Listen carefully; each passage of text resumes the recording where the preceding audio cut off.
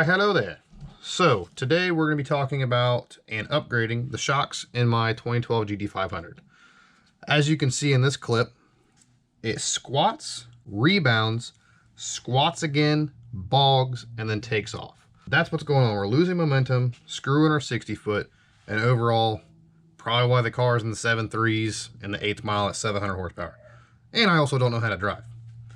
But we'll work on that together. So this is a stock GT500 Performance Pack rear shock. And there's no adjustability to it. There's nothing you can change on it. It is what it is. It's got like 60,000 miles on it. So today we're going to be upgrading.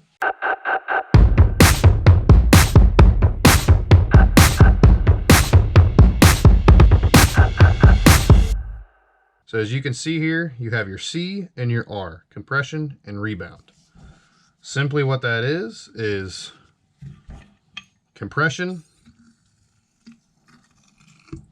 when it's taken off. This is what's happening where it squats down. The rebound is the bounce back up. And then the recompression, the bog is me. And then it takes off and starts to open back up again. This bad boy is stiff. Die! Oh, and I broke it. Yeah. There's trash anyway. And the rebound. So, that's what these are. There's no way to adjust this. What you want to do when you're setting up suspension is you want to make the rebound, the compression, it coming down. You don't want it to smack all the way to the bottom because you're getting that full squat. Yeah, squatting is not good. And then your rebound, you don't want it to shoot right back up. You want a segment where it'll come down and compress, and then it'll rebound. That's why you see cars where they just, like this.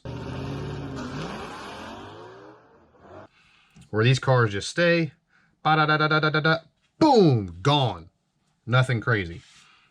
So with this, a little bit of Viking shocks for dummies, you have your subtract and add.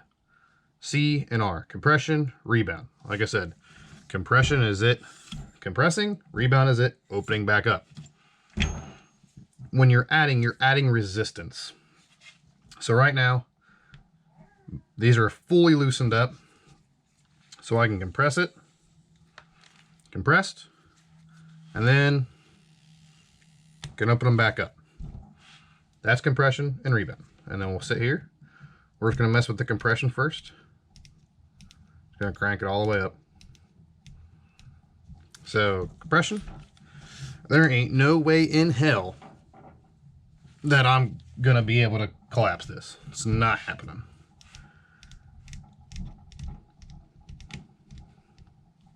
Then you got your rebound. So, crank that up. So you're able to compress, right? You're able to squat. You're able to squat, but it ain't coming back up. You're not going to have the ass end where it shoots back up. You want a good happy medium between both. I'm going to loosen that back up here real quick. So these are the Keltex, whatever the hell they are called. Version, it's just a revalved Viking, that's all it is.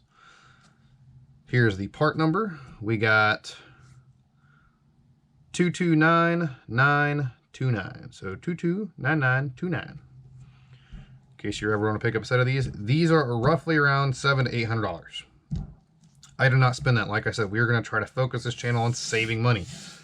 I had a set of Forge Star D5s just laying here. Sold the Forge Stars for the Forge Star D5s for around 500 bucks. Steal for somebody, brand new in the box. And I picked these up for 500 bucks. So I am gas money into this. So this cost us 50 bucks in gas. So that's something you can do if you have parts laying around that are not going anywhere, not doing anything. I have a MT82 that's sitting here that I'm going to sell to Ben Calamer. I should have shipped it out today, but I got busy. But I'm going to ship that out to him for a core. Whatever he gives me. Just get it out of my garage.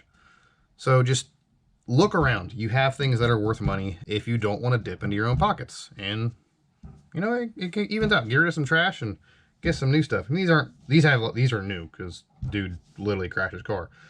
But if you get some used stuff, just check them out. I mean, just make sure they compress, make sure they open back up, make sure when you turn the dials it stops trying to compress and it stops trying to rebound. So I mean, it's not that hard. So with that, we are going to move over to the install.